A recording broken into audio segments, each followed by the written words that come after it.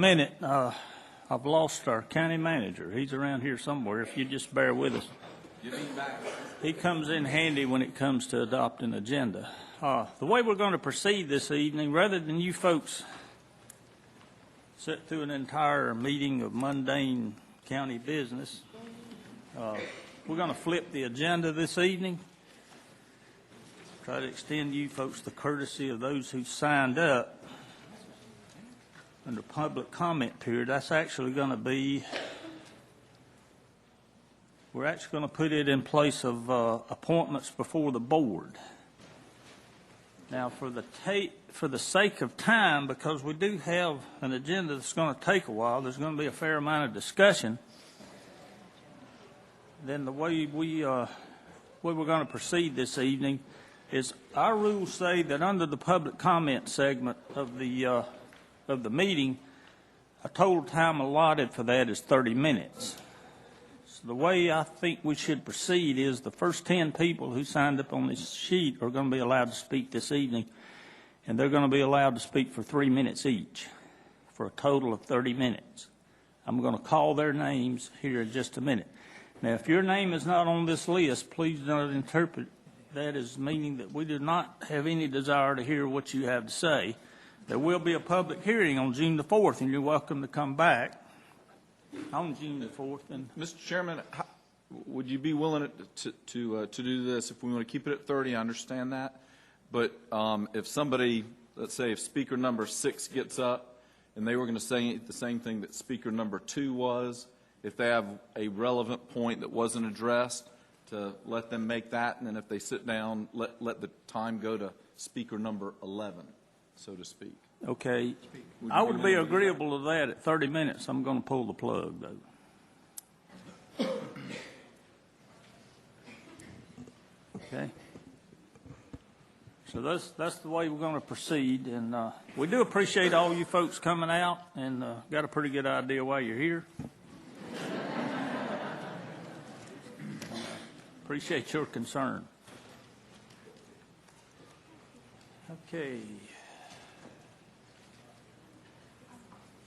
At this time, we'll call the Thursday, May the 23rd, 2013 meeting of the Iredell County Board of Commissioners to order.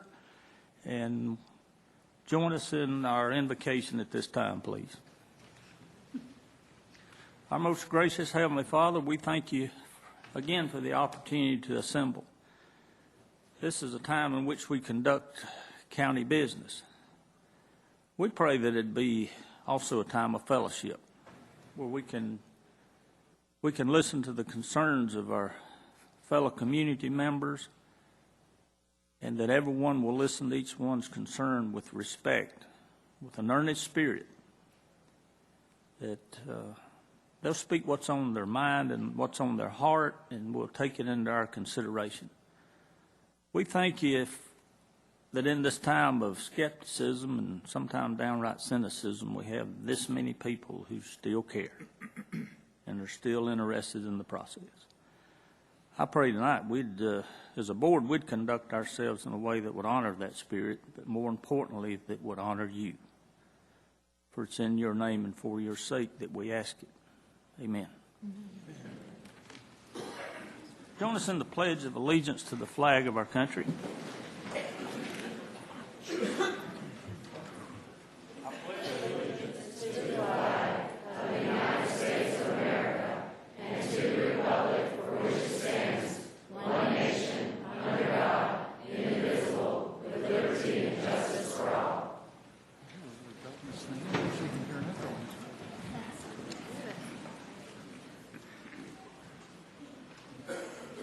This time we'll call on our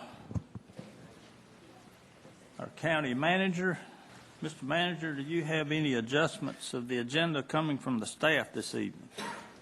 Mr. Chairman, I have 2 adjustments. The first is an addition, and if it's possible, I'd like to put this as item G2, make the current G1, as they're related. And it's a request for approval of the fiscal year 2014 revised Iredell County JCPC funding plan. And the second item is removing our closed session item of attorney-client. Okay.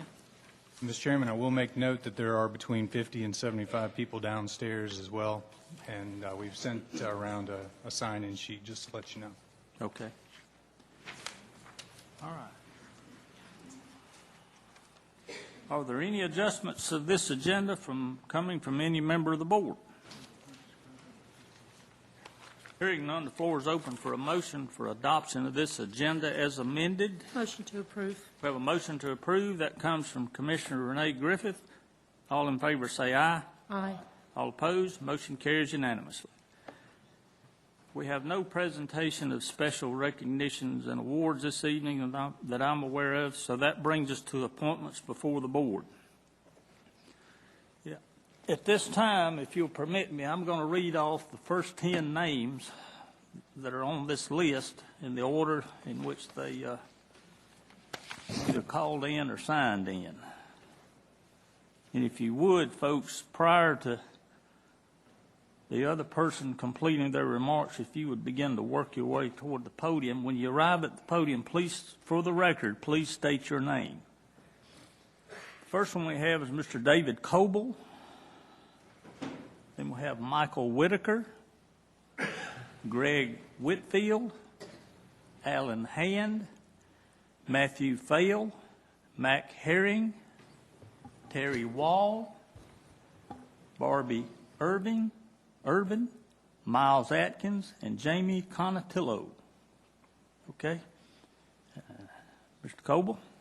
Yes, sir. Thank you for the opportunity. Again, my name is David Coble, and I am here today to request that the county commissioners allow a vote on a bond referendum on the November ballot that would be used for the facilities needs for Iredell Statesville Schools and Mooresville Graded School District.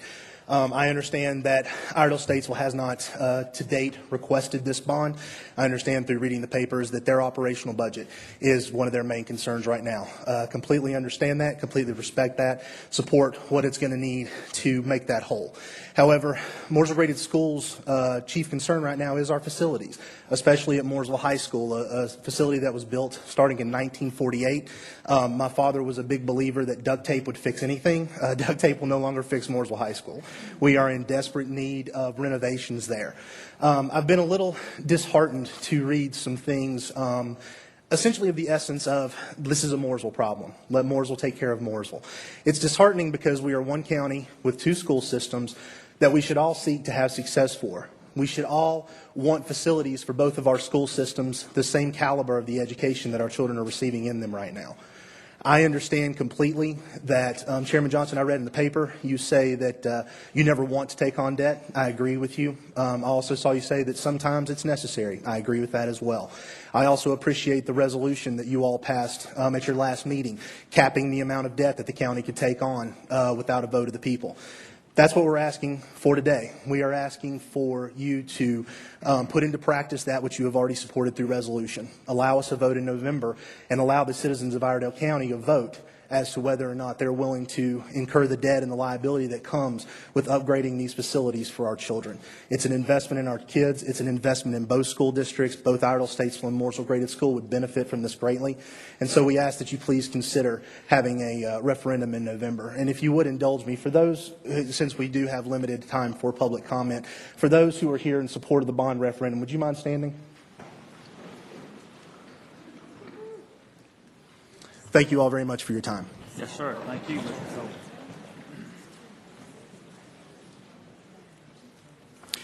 Hi, my name is Mike Whitaker. I want to thank you for giving me the time to speak up here. I'm the newly elected band booster president at Mooresville High School. I've been through that whole auditorium, and it is really in need of a new auditorium. The condition of it is falling apart. We're really worried about the safety of the kids at this point. So I really would hope that you would open up your hearts and your minds to really putting this on the vote. All we want is to put it on the vote for the people to decide. That's all we're looking for on that. The school is growing at 7%. So it's growing out of the capacity of even having the kids in the auditorium or the gymnasium. The gymnasium floor moves 7 inches. It's only supposed to be moving 1.5 inches. That is extreme. We really, really need to fix this.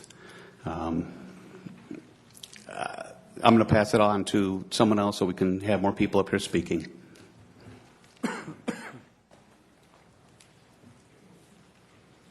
Members of the commission, I'm Greg Whitfield. I'm an Iredell County resident. I have 2 children that are in school in Iredell County. I'm a business owner in Iredell County. I also have employees that are former students from Iredell County. I also had the privilege to serve and continue to serve on the Iredell Statesville Mooresville Grade School District Facilities Task Force. We met last year. I know I had Mr. Johnson was in there with us. We met for 3 months. And during that period of time, I learned a lot about our school's facilities. And the biggest thing that I learned was that not only did each school need help, but there were obviously some that needed it more than others. We discussed the crumbling breezeways in North and South High School. We discussed the leaky roofs that are going to cause bacteria that can cause infections for our students. We discussed the auditorium and the gym at Mooresville Senior High School. We discussed the simpler problems of mechanical deficiencies at almost every school in the district. The safety of our kids is paramount. Every day they risk their lives going to school in our school systems. This is not just a Mooresville situation. This is not an Iredell Statesville situation. I quote Harry Chapin, "We don't need to be a cats in the cradle community. We can't, as a community, keep ignoring and putting off tomorrow what needs to be done today. Remember, we reap what we sow. Our children will tell the tale of we as adults in this community." And I'm afraid what we're telling our students, what we're telling our children, is that not only will we not help you today, but we're going to leave you with the burden of our school system and the cost of repair. We're going to leave you with the mess. And I believe that's fundamentally wrong. These children are our leaders of tomorrow. They'll be taking care of us someday. They'll be wiping our mouths. Let's just hope that if we ignore them today, that they won't ignore us tomorrow when we can't vote and when we can't think straight. And lastly, I want to tell you, which some of you don't know, I'm an attorney. I've been practicing law for 22 years, 14 of which I practiced law in Iredell County. I'm sworn to uphold the Constitution of the United States. I'm sworn to uphold the rules and the laws of North Carolina. And I can't imagine a board not allowing its citizens the opportunity to allow this community to vote, to have a vote for its children. I can't imagine that. Please allow your fellow citizens to vote for the future of their children. They're smart enough to make the right choice, for they voted for you all. Thank you very much.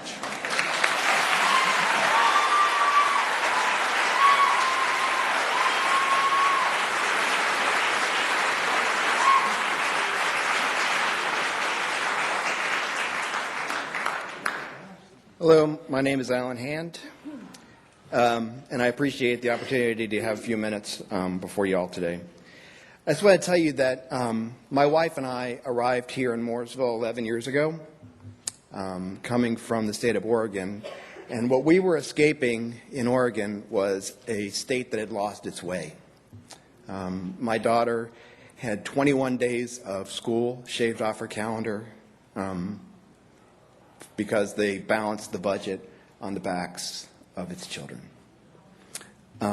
We were so excited, my wife and I, when we were here for interviews, that you guys had had a bad spring with weather, and that the state had come in, and instead of where Oregon was saying, we're going to chop 21 days off your calendar, that the state was coming in and saying, you must go to school 180 days. And we were excited that we were coming to a place that valued its education and valued its students. And I just feel that, unfortunately, over the last several years, North Carolina's commitment to excellence in public education has waned. The pillar of free and appropriate public education has been under attack. Budgets cut, salaries frozen and reduced, staff positions eliminated, programs eliminated. Schools have had unachievable requirements placed on them and then labeled as failures when these unachievable requirements are not met. Individual teachers have been shamed and under attack by having their salaries posted in the newspaper as if we are takers from this society. It is no secret that the state has lost its way. And it's common sense to me that when students and staff walk into a clean, modern facility, there is a feeling of being supported and important.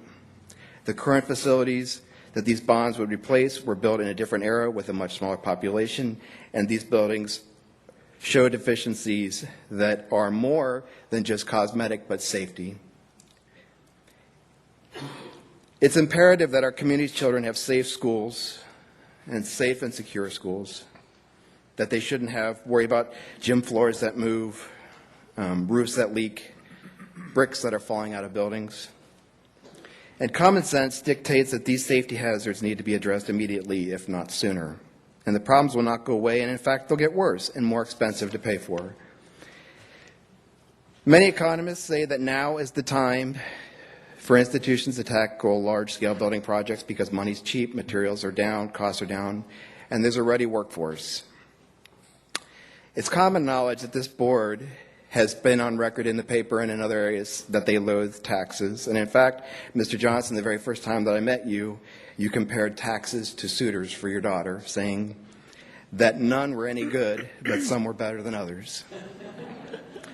And I think that this bond is actually a good match for us.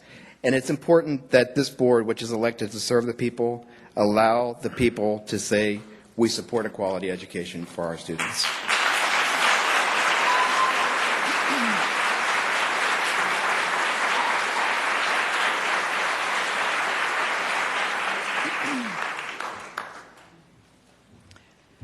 Matthew Fail. I'm the parent of two boys in the Iredell Statesville school system at Troutman Elementary. And my focus is not going to be about the bond, although I do agree there is no mistake in allowing the voters to make that choice. However, I do want to talk to you today about the current situation in the Iredell Statesville schools budget. Over the past 4 years, they have experienced a 15% cut to their local budget. To make this challenge even more difficult, ISS is funded well below the state average in local funding. In fact, funding levels for ISS leave the district at approximately a $5.9 million below the state average. I know many of you don't have children in school or perhaps not in public school, but I also know that you are intelligent businessmen and women who know how to best serve our community. I am sure that you'll agree that education is a top priority. With that said, let's think about this as a business decision. We want the best education possible. Our kids are our product, our future. Like any business, if we cut, at some point, we are no longer able to provide quality service or product or a future that is desirable. Eventually, we go out of business. Yet, the smart investor or businessman knows that if he or she wants the business to be successful, then you have to spend money to make money. Our economy is no different. Not only are we hurting our children by not increasing funding to public schools, we're hurting our economy. If the school system is not provided funding increase, they will be forced to cut $2.5 million in personnel. Those people will be lining up at the unemployment office, and instead of spending our tax dollars on education, we will be spending it on welfare for the unemployed. That makes no business sense.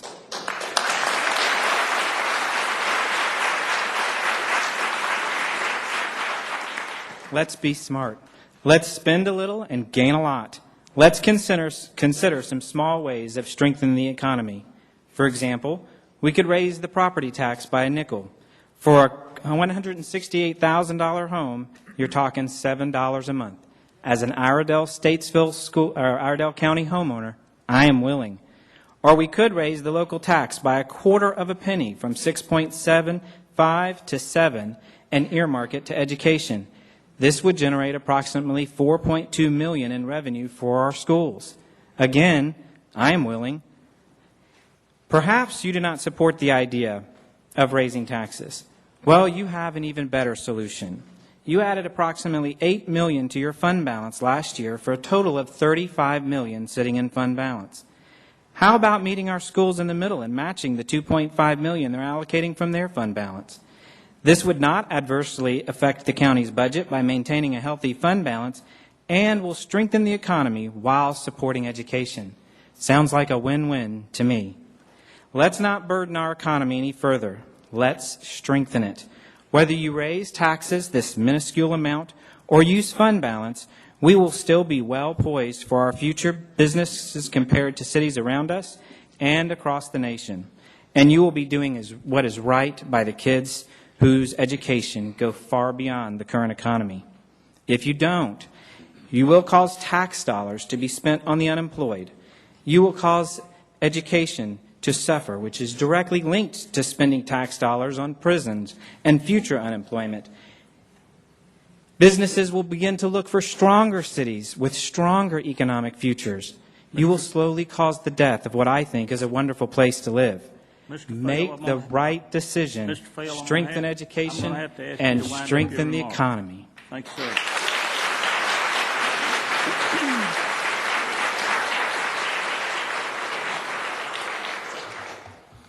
I'm Matt Herring from Mooresville. Y'all may recognize me as a fellow elected from the south end of the county, but I'm here as a parent and as a citizen of Iredell County.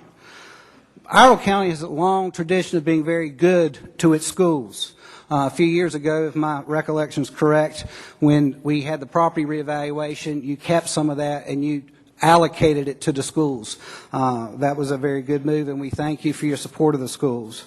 If my understanding is correct, Iredell County ranks about 55 out of 100 counties in terms of county funding. So the county has been doing its part. The state system's broken. We understand that. The inequity in state funding has forced our school systems down to 108 and 114 out of 115 systems in the state. But that's Raleigh's problem. Well, we know Raleigh is broken. Ask you to consider keeping your priorities with the future of Iredell County. One of the issues you've recently discussed is funding another prison. And I think most of us would contend with the previous speaker that if we invest in our children, perhaps investing in prisons in the future may not be what we need to do. But we do need...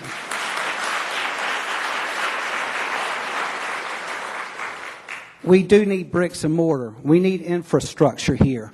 Mooresville, as a town, has gone out of its way to work with its schools, funding our police officers there for a good bit, funding a sewer system to one of the schools. We have been very dedicated to working where we can with both the city schools and the county schools. But we need your help as well. So if you could certainly give us the right to make that choice as citizens and exercise the First Amendment in November, we would be grateful for it. I do believe that the First Amendment comes before the Second Amendment, and that's been another hot issue in this county, and I support the Second Amendment.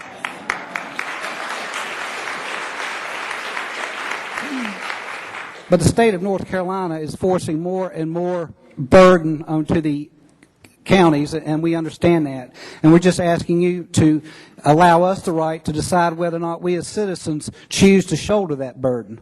I would ask you to also consider the quarter-cent sales tax, because our county schools need operation funds, as do we in Mooresville Graded, but we also all need capital.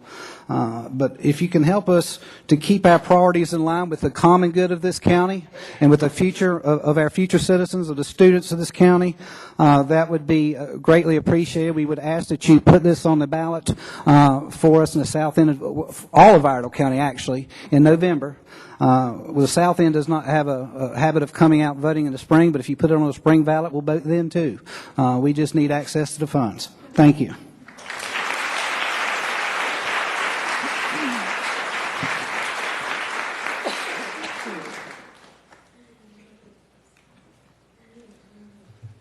Good evening.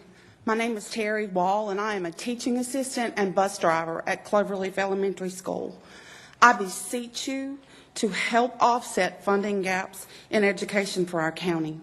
Based on the current projections, these gaps will total, again, approximately $5.9 million for the 2013-2014 school year. If these funds are not provided, then workforce cuts will occur. Included in these cuts will be teaching assistant positions.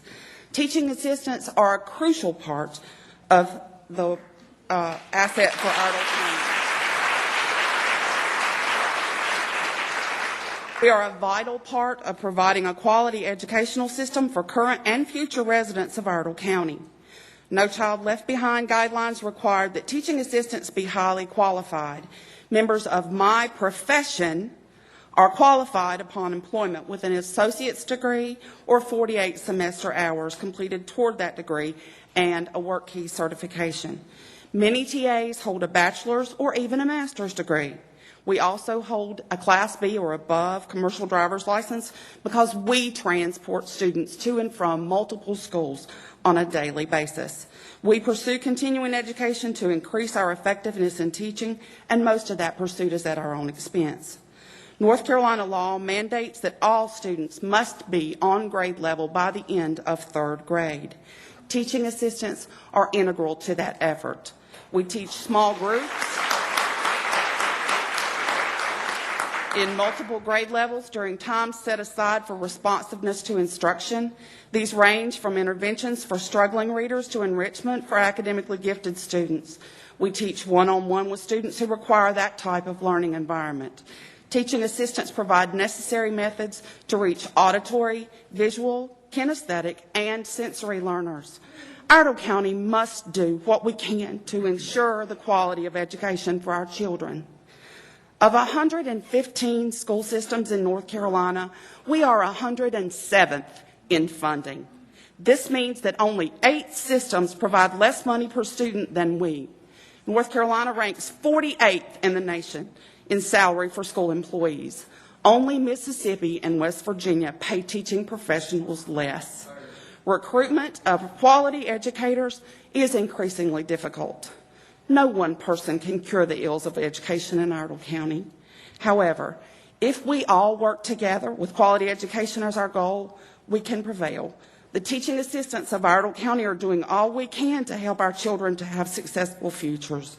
We ask of you, do what you can. Offset the cuts and supplement our state budget.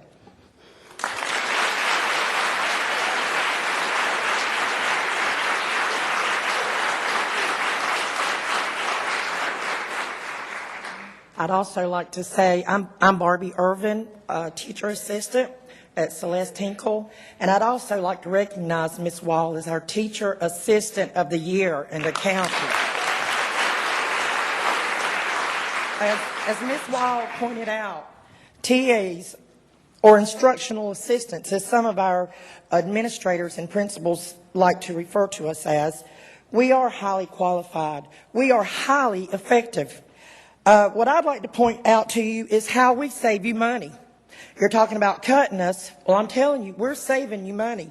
This week alone, TAs have covered classes, done instructional time. It wasn't the just keep them busy stuff, so our teachers could do the 3D testing.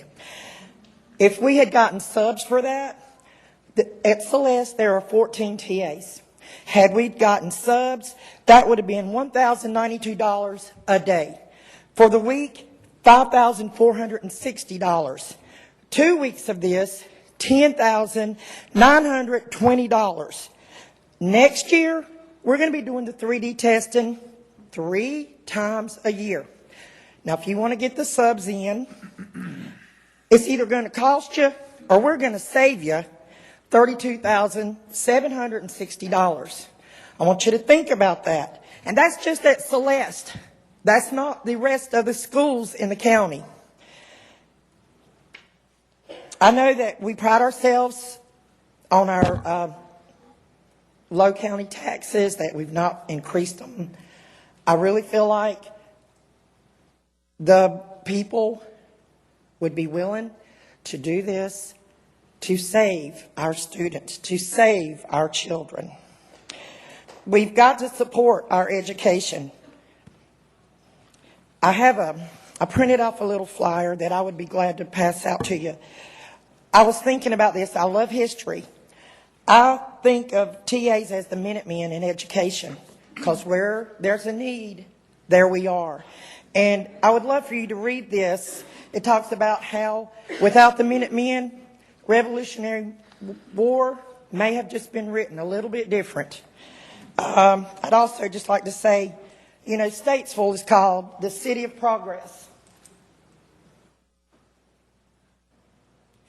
And we need this. We need our TAs, our instructional assistants. We need our education to be a strong foundation that we can continue making these progressions. As many of them have said, you know, we want to build strong citizens. We want to make sure we are successful with our students. Iredell County, crossroads to the future. What kind of future are we going to be sending and giving to our children if we do not get them down here on the ground level, get that education foundation for them to become successful citizens, not only of Iredell County, but of North Carolina? I challenge you to come to the schools and see. I challenge each one of you to come and see what we do.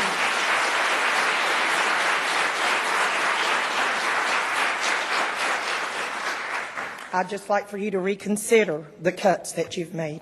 Thank you.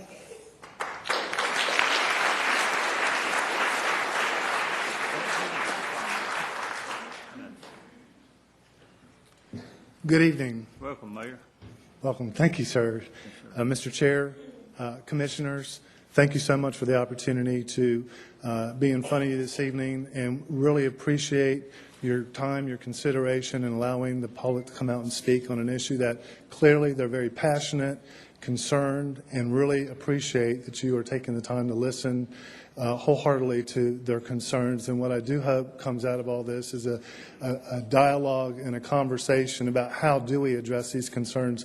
I can no more articulate any better than what most of the people that you've already heard from tonight, so I will not repeat what they've already said, but I must tell you, I am a parent as well as the mayor of Mooresville, and as a parent, I have been convinced of the concerns that the school has brought up about the facilities.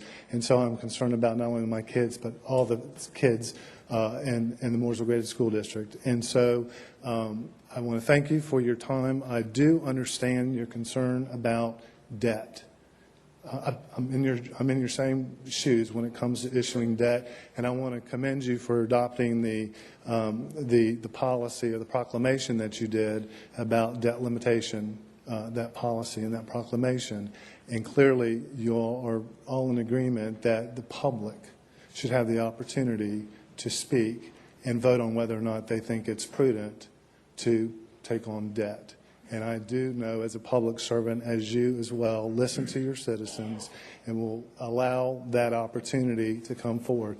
I think that it's imperative that that all the educational institutions within Iredell County are aligned with their priorities and move forward together and work with you collaboratively to find a solution to these funding needs. I want to thank you for your time. I want to thank you for your service to our community, and I look forward to working with you in the future. Thank you very much.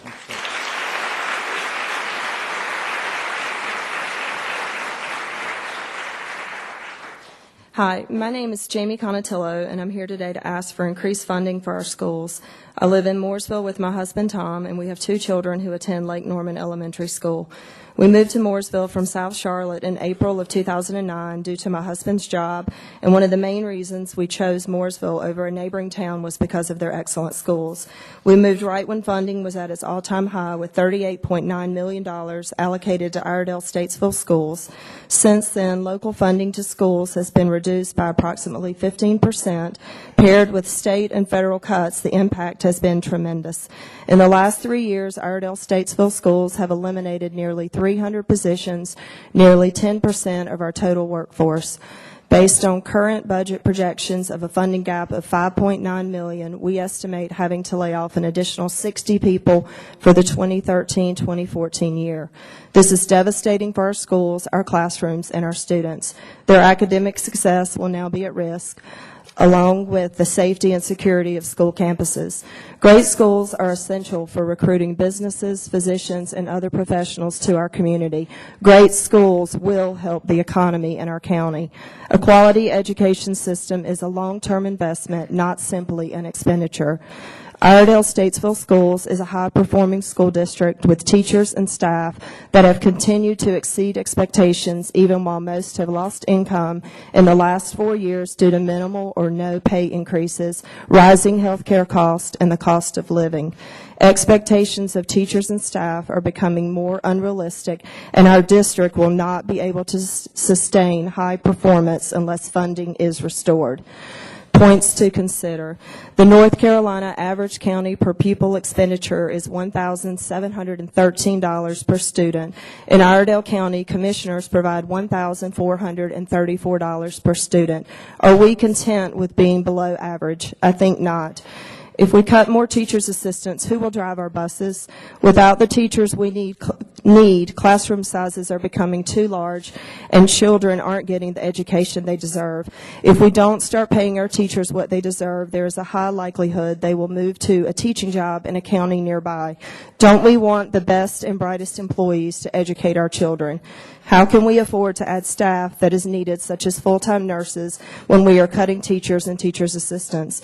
How can we take care of our immediate facility needs when there is no funding available?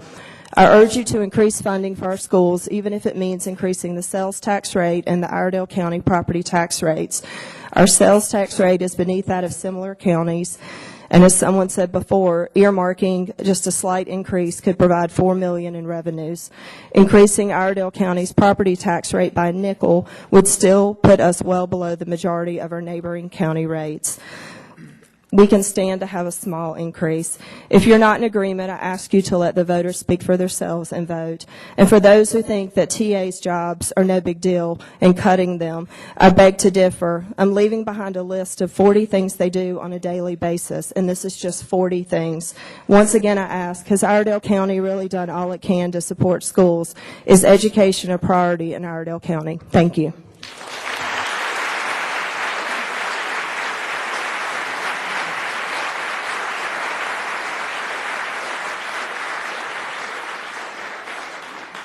Okay, folks, that concludes the list that I have before me. I would encourage anyone who wishes to speak and was not afforded an opportunity this evening, you're certainly welcome to come back at our public hearing on the fiscal year 2013-2014 budget, and that'll be held on June the 4th. I do believe Mr. Robertson has a couple of comments. I'll yield to him at this time. Oh, good. I'd like to just have somewhat of a conversation with you, and I apologize. There's no way to package what I'm going to say into a sound bite or a bumper sticker, so just bear with me. And if you've heard it before, apologies, because I know most of you have not heard it.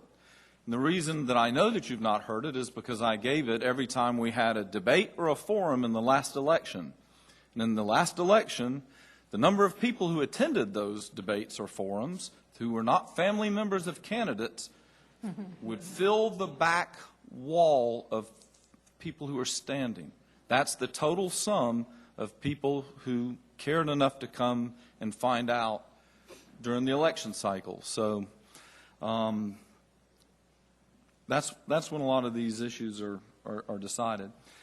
I want to just put things in context on a personal level. I've got a Bachelor of Science degree in chemical engineering, and my education was the key that opened numerous doors for me my entire life. I understand the value of education, and it started when I was in the K through 12 system, and Mr. Giles, my math teacher in high school, wherever you are, thank you. My children are products of the Iredell Statesville school system. My oldest son, Ken, who graduated 5 years ago, was able to gain attendance to West Point, U.S. Military Academy at West Point, which is probably one of the most difficult schools in the country to get in. And he got in, although he attended public schools, which are much maligned. And he graduated with a degree in civil engineering, and he's a second lieutenant in Fort Sill, Oklahoma right now. My other son, Alan, graduated from Lake Norman High School, was not quite the same student, but he's in the fall he'll be at Clemson. majored in industrial engineering. So I have a personal stake in this. I attended a private school in Charleston, South Carolina. I grew up on James Island. By the time that I was in high school, the public system was broken. The community had divided. It was, and once everybody who was out of the public school system, you reach that tipping point where if enough people get out of the public school system, then there's not enough political will, there's not enough public support to keep the public system viable. And once it breaks, it's broken forever. And I saw my dad drive a Volkswagen for, I think that car was 17 years old when they pushed that out and shot it, because he couldn't afford to buy even a good used car because he spent all his money on tuition so that I could attend private school and lead the life that I have now. And I don't want that for our citizens. And when we've got two good school systems, I don't want to break them. But how did we get here? I want you to take us a little bit of time and think, how did we get here? And I say that because I want you to understand the situation that we're in. We hear you, we really do. But how did we get here? Because you got to understand how we got here. If we're going to find, if we collectively, not we just up here, but we collectively are going to find a solution going forward. And I'm sorry, I'm making notes because I didn't know we were going to have this many people, because usually this many people don't care. And I did discuss this all during the campaign. When people asked, when the question was presented, what is the biggest challenge that Iredell County faces in the coming years? And I said it would be Obamacare. And people said, how in the world can that happen? Because what we've seen is at the federal level, the biggest expansion of medical obligations since Medicare and Medicaid were created. Now, at the same time, let's do the math. Baby boomers started being born when? 1946. If they're 67 years old, that puts them, 1946 plus 67 puts them in 2013. So at the same time that we saw the largest increase in an entitlement program is at the same time that we see the baby boomers just start to hit Social Security and Medicare at about the same time. Now, the federal government's broke. And right now they're not borrowing 43 cents on every dollar spent. They're printing it. The Chinese have quit lending us money. And we're printing 80-something billion a month, 87 billion a month. But they can print money to pay for stuff that they want to pay for. But the state of North Carolina cannot. And the state of North Carolina is obligated to share in the Medicaid expansion that we've seen. Now, at the same time, if any of you, if you have a private insurance at the company where you work, or if you're a county commissioner doing a budget, the cost of private medical insurance skyrocketed because of the mandates for additional coverage under Obamacare. Now, all of those expenses, the federal government, they can print money and they can pay for it. Okay, I'm speaking. But the state cannot. The state cannot. So what the state is having to do is about 50-something% of their budget goes to education. And most of the people who ran for office with a no tax pledge. So they have these huge medical expenses that they are obliged to take on when their revenue stream is going down, and they basically promised not to change the tax rate, which our state overwhelmingly voted for them to do, and I like to hear people say that as well. But the problem, the way the state is dealing with it, is by taking the money that they used to allocate for schools, which is over half of their budget, and they're having to reallocate it and their state education budget is optional. Their state portion of the Medicaid budget is not optional. So the money's going to pay for health care, and that's where it's coming from on the education side. Now the problem is are we to make it up? Which really gets down to what I've said would be the great question for our county in the next several years, which is, whose schools are they? We really no. This is I'm not playing here. I mean, we've had about 10% of the federal budget. I mean, sorry, about 10% of the school dollars came from the federal government, and most of that was for exceptional children, child nutrition, some special programs. That wasn't just free for the school boards to allocate. And then typically the state paid for salaries, and then the county was supposed to pay for facilities. And over time, as the state has pulled money back out, we've paid more and more for salaries and for salaried positions. But I mean, this trend continues. And the state has paid more for education than the county has. So are they going to become county schools? I mean, nobody's told us this. I mean, it's kind of like the federal government and the state government are walking away from this, but they've not said they're your schools. I'm going to ask you when you, and I'm going to make 2 points, and some people have mentioned it here. Well, you mentioned one of them. Some of the solutions that they've had is, of course, to cut teaching assistants.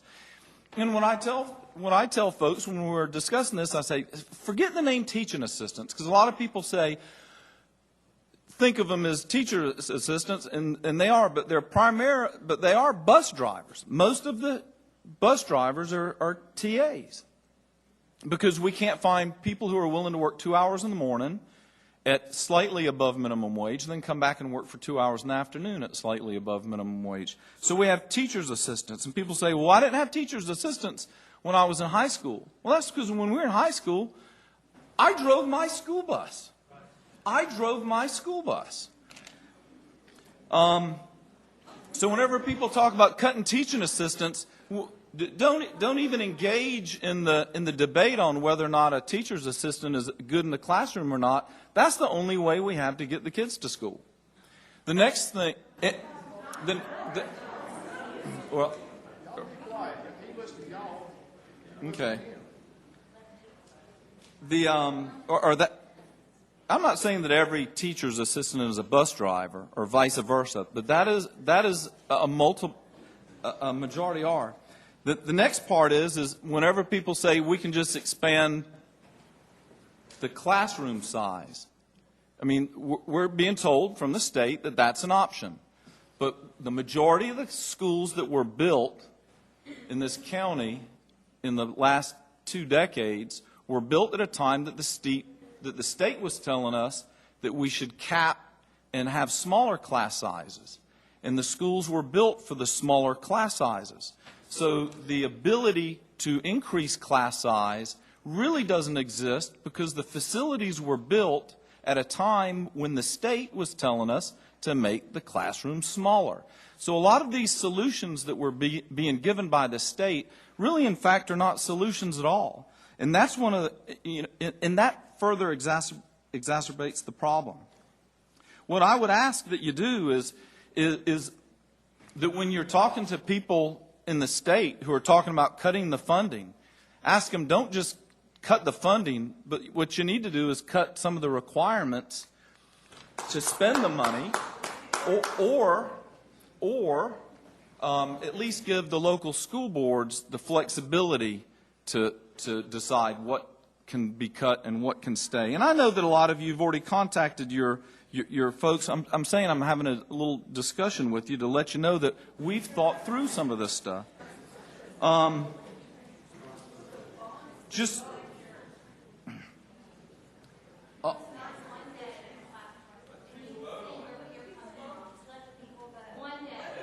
Okay.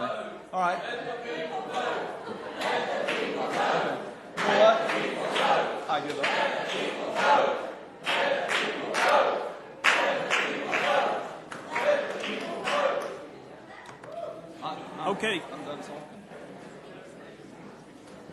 Okay, folks, let's quiet down.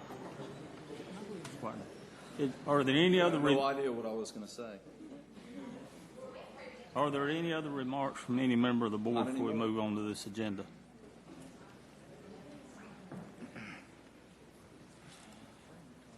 Okay, let's move along. Public hearings, none. That brings us to administrative matters. Mr. Smith. Mr. Chairman, I'm going to turn the first three items, memos 1, 2, and 3, over to Rick Dowdle from our sheriff's office to go through with those first three requests.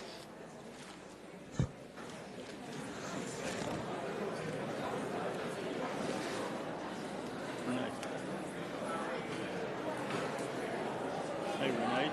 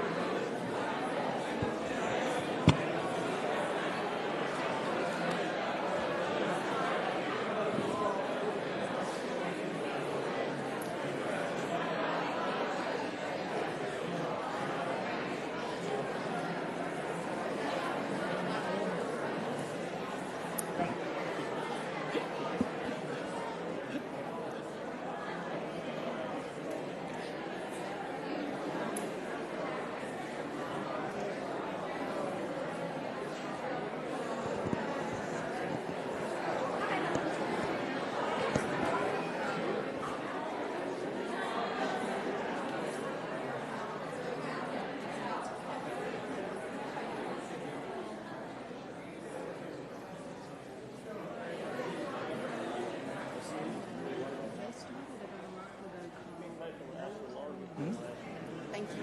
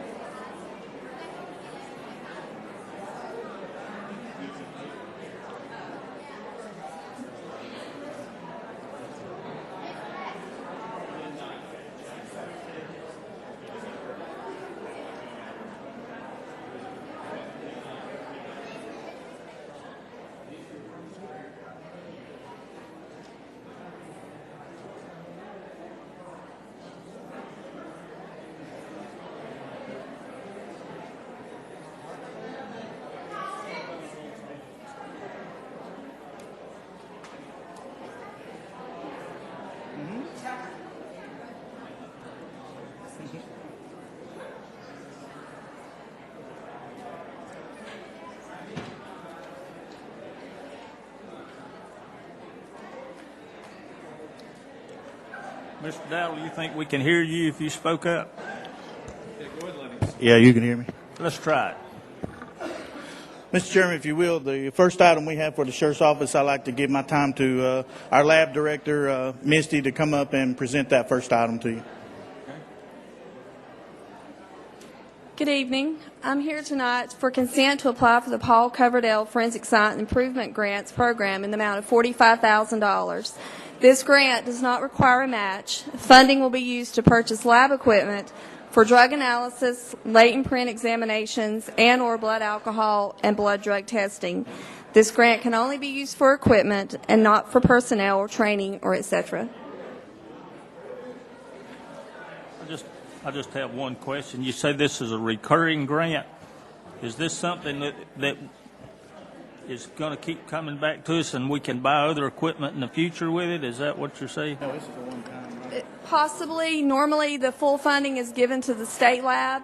Okay. But at some point this year, there was talks with the Governor's Crime Control Commission that they wanted to extend this grant to local laboratories. So you never know, you can't tell me whether this, no telling what it's going to be in the future, but it. That's correct. Okay. Any other questions? If not, floor is open for a motion. Motion to approve. We have a motion to approve this request, and that comes from Commissioner Renee Griffith. Any discussion on her motion? Hearing none, all in favor say aye. Aye. All opposed? Motion carries unanimously. Did you have discussion? We're approving a grant? Mr. Robinson, there are some grants that are a legitimate function of government, and Next item preventing on the crime agenda, is Mr. one of Dow. those. Action's been taken on that. We'll move along. Thank you. You really want to fight tonight, don't you? Our next request for the Sheriff's Office is to consent to finalize a contract with Aramark, who provides our food service at this time and has been with us for several years. And we're going to add to that contract our commissary for them to take care of that service for us too. This has been a pretty drawn out project that we've been trying to get done. This contract, Mr. Pope's been very involved with this, and it's took some time. We finally got the contract where we needed it, and so we need to move forward with this to go ahead and finalize this contract. And also, in with this, I do appreciate the board continuing to move forward in our jail project. So when the state inspector, I do report to him, and I will let him know that the board is continuing the process of moving forward with that. Okay. Any questions on this request? May need some input from the finance folks on this, but I'm trying to determine how the county will come out financially on this. Under this contract, the county gets 20% of the gross sales. That's the way I read it. In the commissary.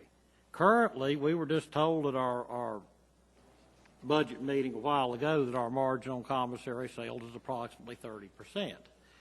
But of course, the county will save some staff time, some bookkeeping time, and all of this by contracting these services out to a third party.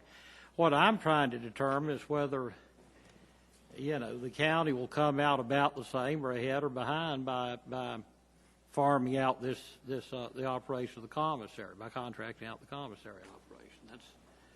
That's what I'm trying to get a handle on. I guess if your gross margin on sales is 30%, when we were given the 30% numbers, that's 30% of gross sales. Right. You'd be better off letting these people do this because the cost to handle it's going to be more than 10%. It may. I don't know. That's the question I'm getting into. Yeah. And you also may see some decrease in sales simply because they're going to charge a transaction fee. They're going to install a kiosk, I understand, in the sheriff's office. Well, the way it is now, if a family member or friend or whoever wants to deposit $25 to an inmate's account, they can go in and pay $25. The inmate gets $25. The way it will work now is if they come in and pay $25 cash, the inmate will only get $20. That this company will charge the other $5. And of course, a whole lot of the people who are funded inmates are not real high income people. They probably won't deposit a lot more money just because the fees being charged. There'll probably just be a little bit less sales in the commissary. And so that's I don't think so, Mr. Boone. I don't think that's going to affect it. I've watched it. I've been the jail administrator for 18 years. That's not going to affect that commissary. Well, it may or may not. I don't know. But the money's going to come from somewhere. I mean, that's part of their profit, and that's part of the reason. And I was looking over the list of commodities that, their price list. I'm somewhat familiar with a lot of those items. A lot of them, it's difficult to know what they're making on it because I don't know what size it is, what brand name, that sort of thing. But a few things I could compare. Their price list was a fairly moderate price, and some items they were making a 70% margin on. depending on what the item was. And that may be comparable to the prices we charge now. I don't know. Well, this is absolutely a captive market. Yeah, absolutely. Yes, sir. Very much so. No, I think, they said they're using some kind of convenience store average for the prices, and I think that's what you do now. But I'm not complaining about them. I'm just saying that there are some items where they're making a real good margin. Some it's probably less so. Does this kiosk accept the food stamp cards? No, ma'am, I don't believe it does. Are you for sure of that? I'm pretty sure. Okay. Okay, any other questions?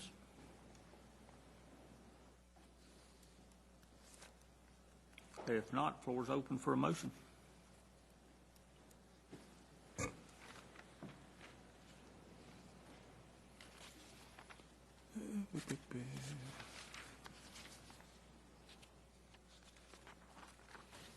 Does it have to be stated a certain way? Not that I'm aware of. Make a motion that we extend the present food service agreement. Actually, I guess it'd be better phrase a contract with Aramark for the commissary. Extend the food service agreement. They contract with them for food service already. So, Right. Yeah. Okay. So your motion is to finalize a contract with Aramark for food and commissary services?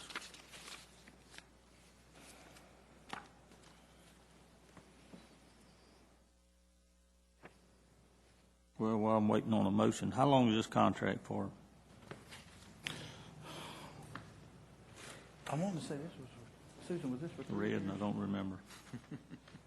3 years. I read it, and I believe it. There's some provision for terminating it in there. I don't recall what it is now. I read it the other day. 90 days. Okay. Yeah. I knew it was some provision. 3 years. That's what I know. Yeah, it's 3 years.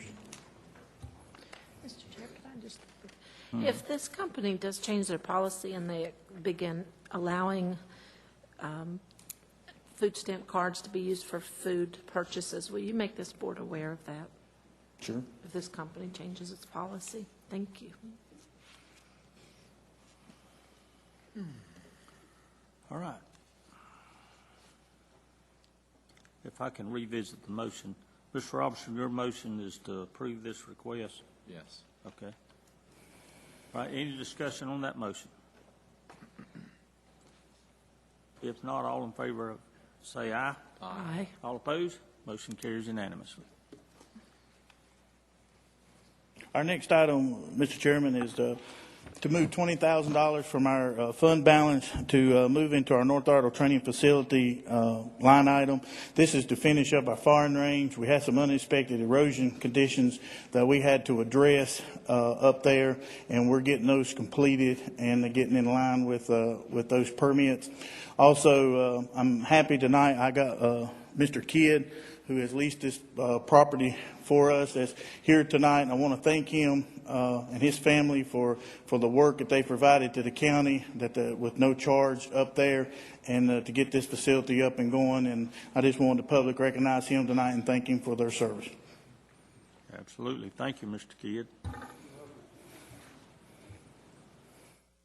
Okay, any questions of Mr. Dowdle on this? How long before you're operational up there? We're completing the permits. Hopefully within the next couple of months, we should be good to go. Okay. All right. Any other questions? Hearing none, the floor is open for a motion. Motion to approve. We have a motion to approve. All in favor say aye. Aye. All opposed? Motion carries unanimously. Thank you. Thank you. Item D is a request from Emergency Management for approval of Budget Amendment Number 35 in association with acceptance of a $52,500 hazard mitigation grant. David Martin will make that request. Good evening, Mr. Chairman, Commissioners. I came before you last September with a proposal to join with Rowan County in a regional hazard mitigation grant plan and seek a grant through the state emergency management for that.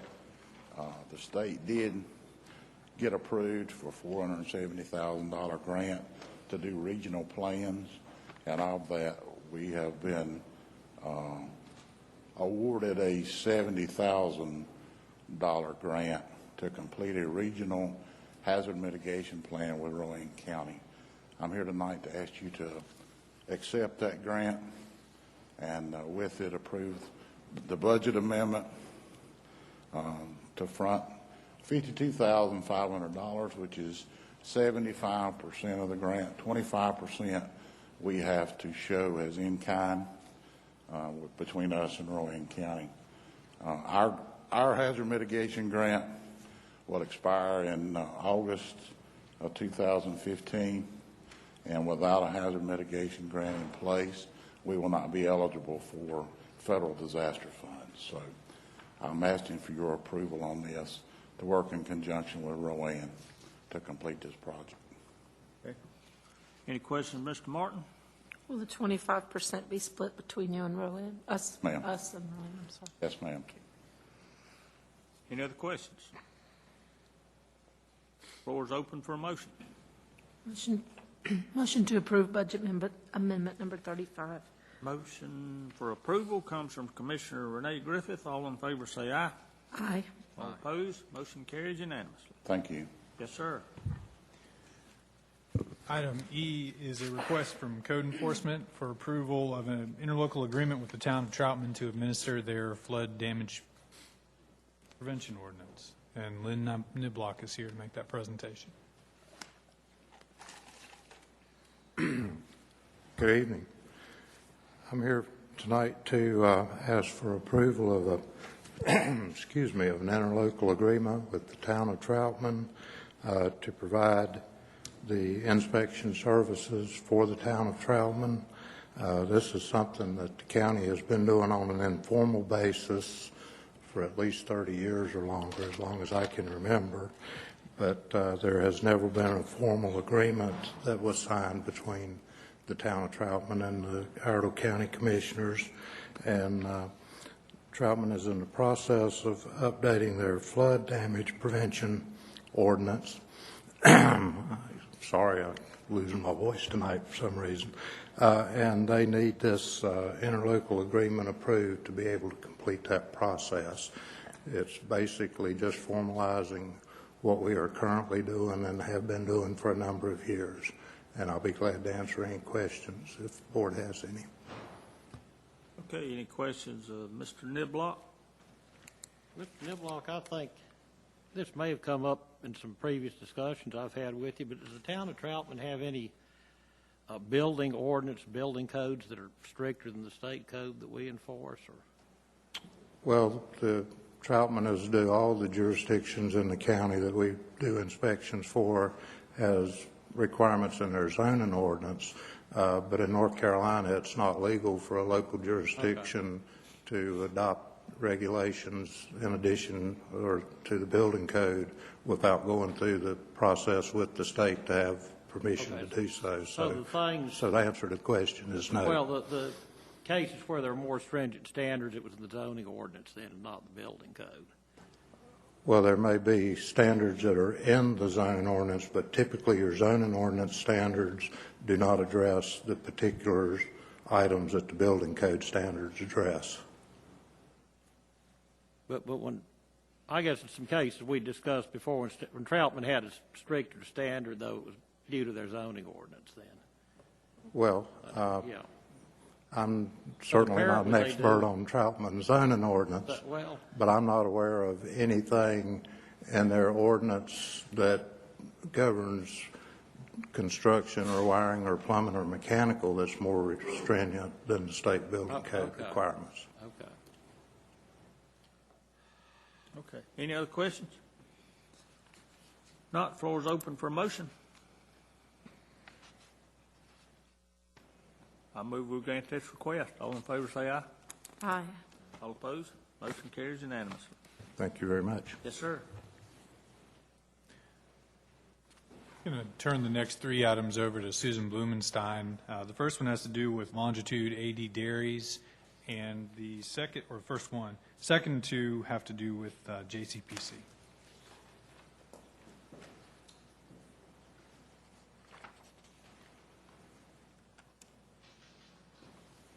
Thank you. In 2010, the Rural Center approved a $240,000 grant to Iredell County for us to loan to Longitude 80 Dairies for a building renovation and restoration grant. At that time, we had to sign a loan performance agreement. Longitude 80 agreed to that. We also took a deed of trust on the property. We've recently received a letter from the Rural Center. That grant has been completed. They met all the requirements. And we have been told by the Rural Center to go ahead and forgive the loan performance agreement and, of course, the cancellation of the deed of trust. Okay. Any questions? Floor is open for a motion.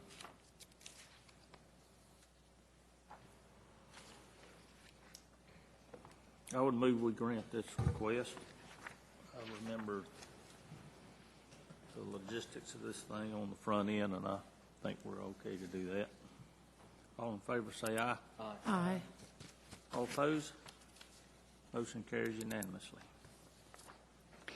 The next item is a request to approve Budget Amendment Number 36 to recognize additional JCPC funds that were appropriated by the state for this fiscal year.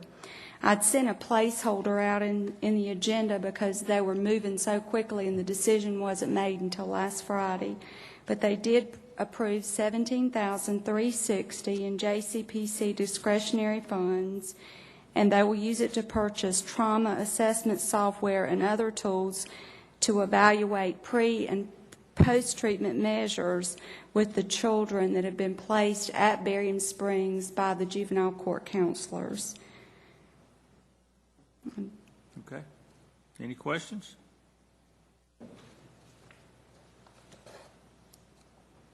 Floor is open for a motion.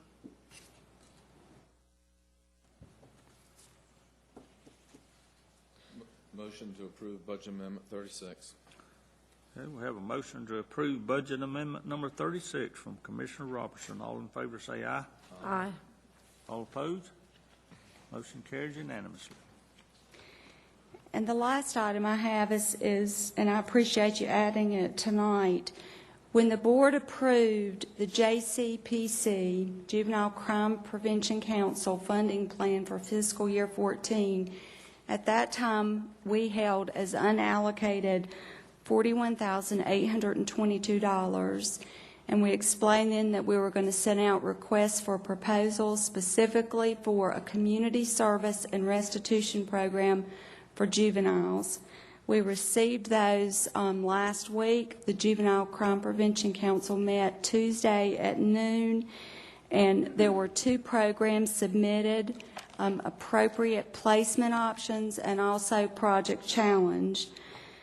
The cost for APO is about 22% less than what was recommended by Project Challenge or requested by Project Challenge.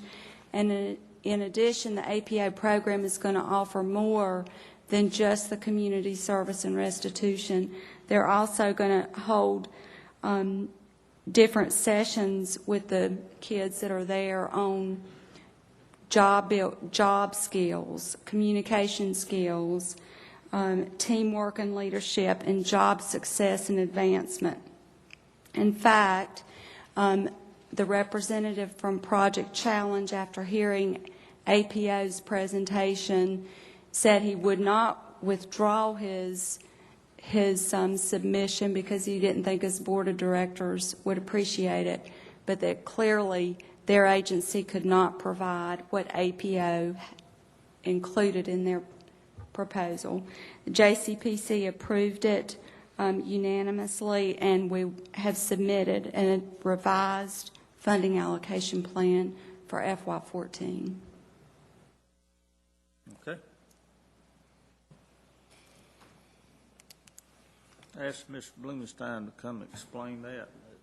There was some question in my mind is whether I could just sign that and proceed or let her bring it back. And I told her I'd feel more comfortable if she brought it back because I don't like to do anything behind your back, but actually I was too dumb to explain it, so I asked her to come back. The floor is open for a motion. Motion to approve. Have a motion to approve from Commissioner Griffith. All in favor say aye. Aye. All opposed? Motion carries unanimously. Thank you, ma'am. This next item is a request for a decision to cancel the first meeting in July. This will be July 2nd, and typically it's been the practice of the board to cancel that first meeting because it generally lies within the meeting or week of the 4th. I would move that we cancel the first meeting in July. We've had a history of doing that. Most people are not much interested in bringing a whole lot before us at that time, so I offer that motion. All in favor say aye. Aye. All opposed? Motion carries unanimously. Item I is a request for approval of the April refunds and releases, and there are no county commissioners' names on these rolls. Okay, floor is open for a motion. Recommend we approve the refunds and releases. Have a motion for approval from Commissioner Boone. All in favor say aye. Aye. All opposed? Motion carries unanimously. And J is a request for approval of the May 7th, 2013 minutes. Okay. Floor is open for a motion. Motion to approve. We have a motion for approval from Commissioner Griffith. All in favor say aye. Aye. All opposed? Motion carries unanimously. That brings us to memo number 10, and these are the announcements of vacancies occurring on boards and commissions. Social Service Board, we have 1 announcement. Planning Board, 3 announcements. Fire Tax District Board, 1 announcement. Juvenile Crime Prevention Council, 16 announcements. Central Iowa Workforce Development Board, we have 2 announcements. Mooresville Planning Board, ETJ, 1 announcement. Troutman Planning Board, ETJ, 1 announcement. Troutman Board of Adjustment, ETJ, 1 announcement. Recreation Advisory Committee, 1 announcement. That brings us to appointments to boards and commissions. And the first one is, Industrial Facilities and Pollution Control Financing Authority. We have 3 appointments, and the floor is open for nominations. Mr. Chair, I nominate David Johnson. Okay, we have David Johnson is nominated by Commissioner Griffith. Are there any other nominations? Hearing none, I move we close the floor to nominations and appoint Mr. Johnson by acclamation. All in favor say aye. Aye. All opposed? Motion carries unanimously. That brings us to the Region F Aging Advisory Committee. We have 1 appointment. Ms. Lou Greta Raven expires on June 30. She's willing and eligible to serve again. I nominate Lou Greta Raven. Commissioner Robertson nominates Lou Greta Raven. Are there any other nominations? Hearing none, I move we close the floor to nominations and appoint Ms. Lou Greta Raven by acclamation. All in favor say aye. Aye. All opposed? Motion carries unanimously. Troutman Planning Board, ETJ, 1 alternate position appointment. Mr. Chair, I nominate Randy Farmer. Okay, we have Commissioner Griffith nominates Mr. Randy Farmer. Are there any other nominations? Hearing none, I move we close the floor to nominations and appoint Mr. Farmer by acclamation. All in favor say aye. Aye. All opposed? Motion carries unanimously. Statesville Airport Commission, we have 1 appointment.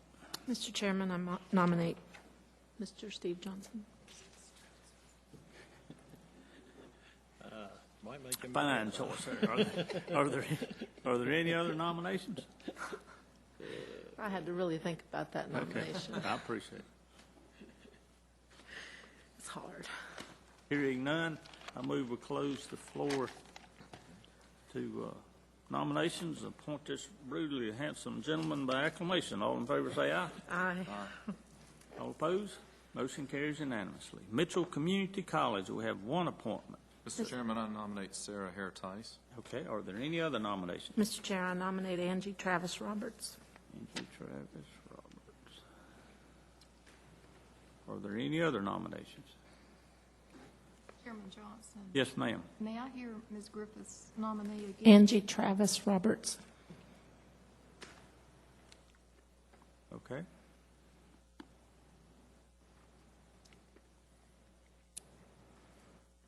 Are there any other nominations?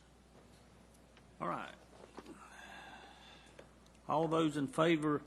Point of order, under our previous rules, if more than one person's nominated for I a think position, you're right. is that not deferred until the... I think you're right. If there's more nominees than there are positions, I believe you're right, Mr. Boone. I apologize.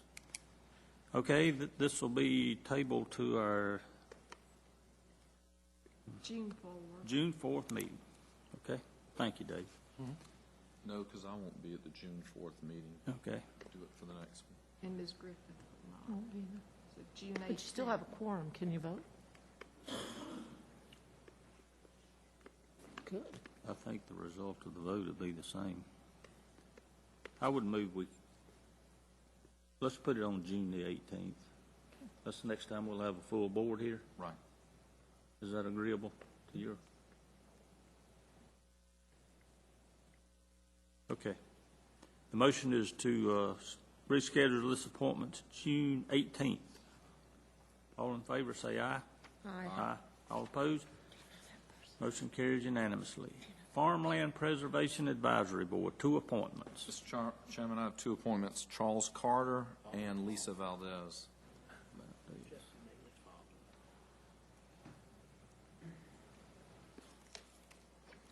Okay.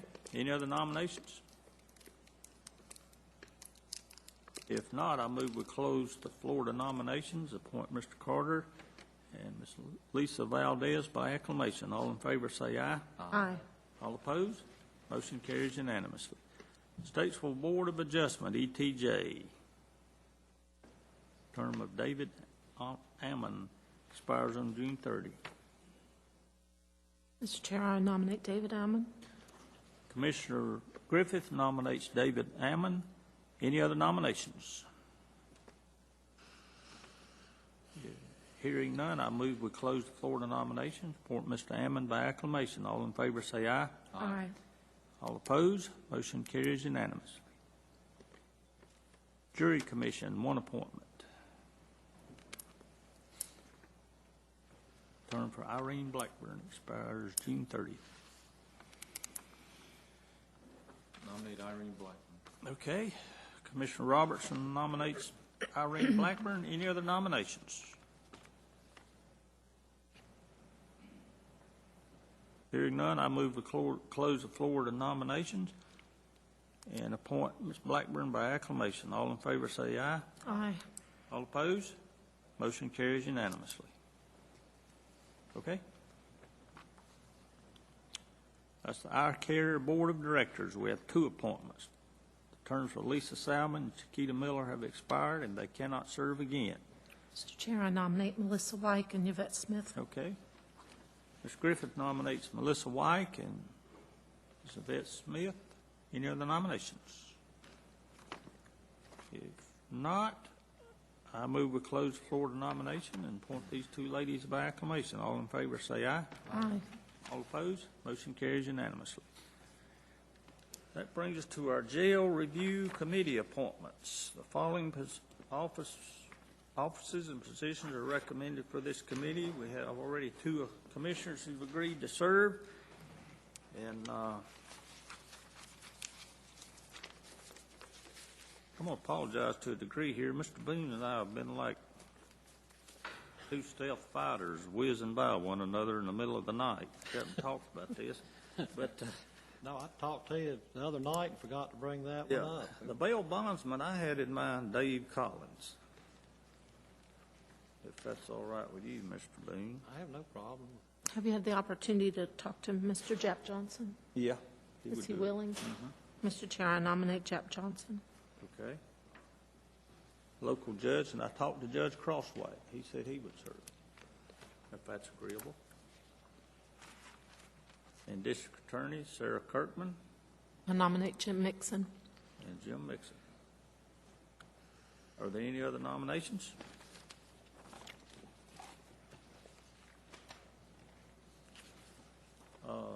Sheriff's Office, Bert Conley and Rick Dowell. Do we need 2? Need 2 or just 1? Yeah, we need 2. Well, Bert's the head of the jail, I guess. He'd be a logical person to have on there. We need to. Okay, any other nominations? The nominations now are Mr. Boone and I have been appointed, Dave Collins, Jap Johnson, Judge Crosswhite, Sarah Kirkman, Jim Mixon, Bert Conley, and Rick Dowell. Any other nominations? Hearing none, I move we close the floor to nominations and appoint these folks by acclamation. All in favor say aye. Aye. Chairman Johnson. Yes, ma'am. May I direct your attention to the reminder list? Yes, ma'am. We have an individual interested in serving on the Nursing Home Advisory Committee. We better get them while we can. Who's James Hatfield.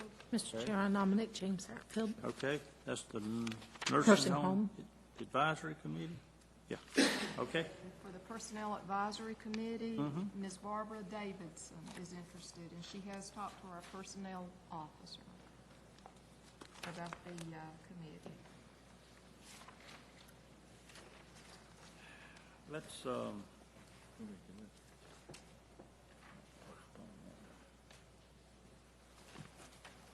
Let's vote on the Nursing Home Advisory Committee tonight if we can, and let's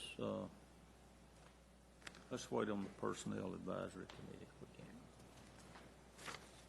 we can. Did you nominate that lady? I did. Okay.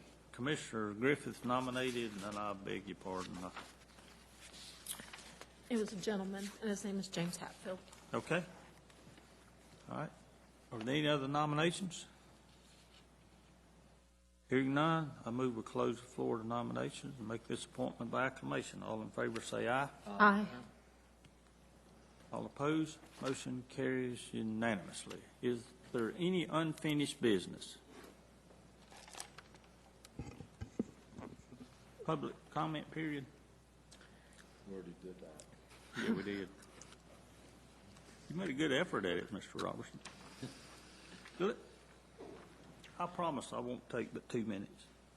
Folks, I've been here for 18 years. Prior to the economic collapse of 2008, 2009, in the decade or so prior to that, this county spent nearly $300 million on renovation of public schools or new school buildings, at the end of which the tax rate was lower than it was when I took office. I wished I could tell you it was due to the fact that I'm an economic genius, but I am not. It is attributable to one thing and one thing alone. It is economic growth. Economic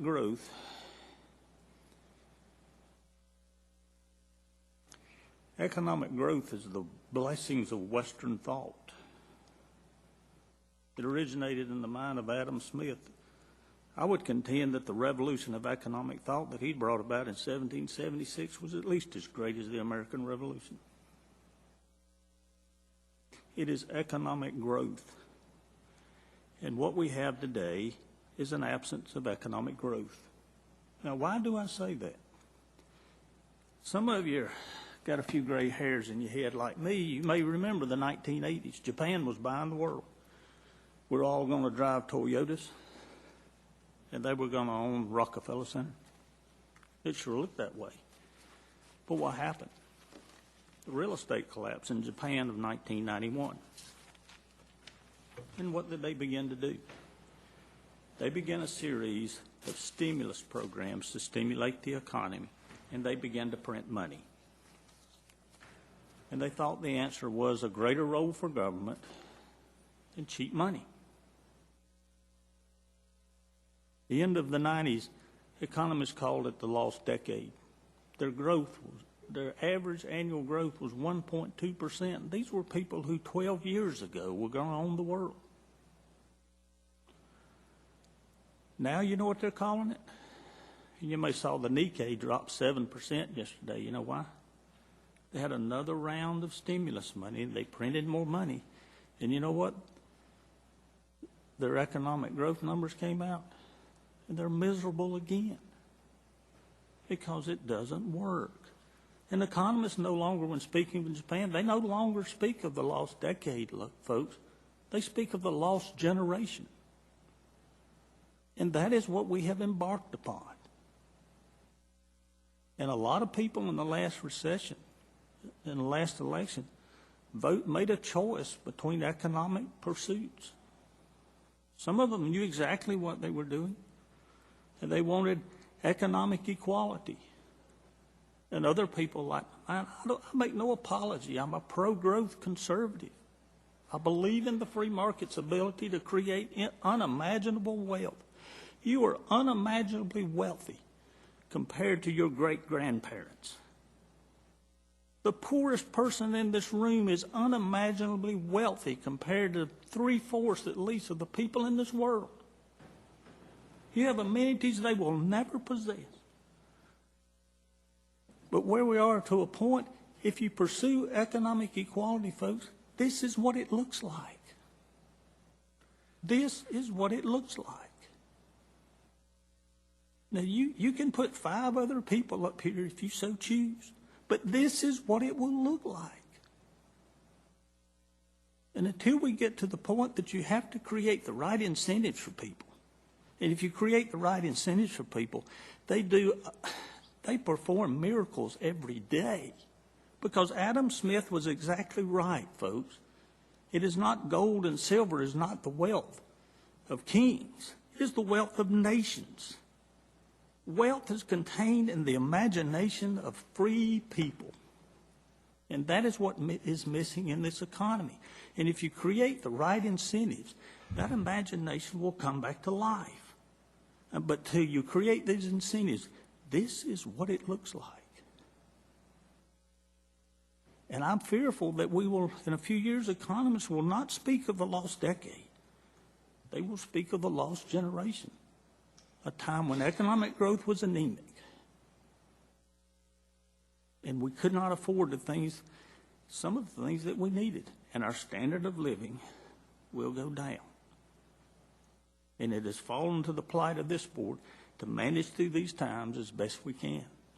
But in the absence of economic growth, to give folks what we ask for, you have to raise taxes. And they come back next year, and you have to raise them again. Because in a climate of no economic growth, that's all the answer you have. And you can't continue to do that. What will the people live on? So that's my editorial for this evening. And thank you very much.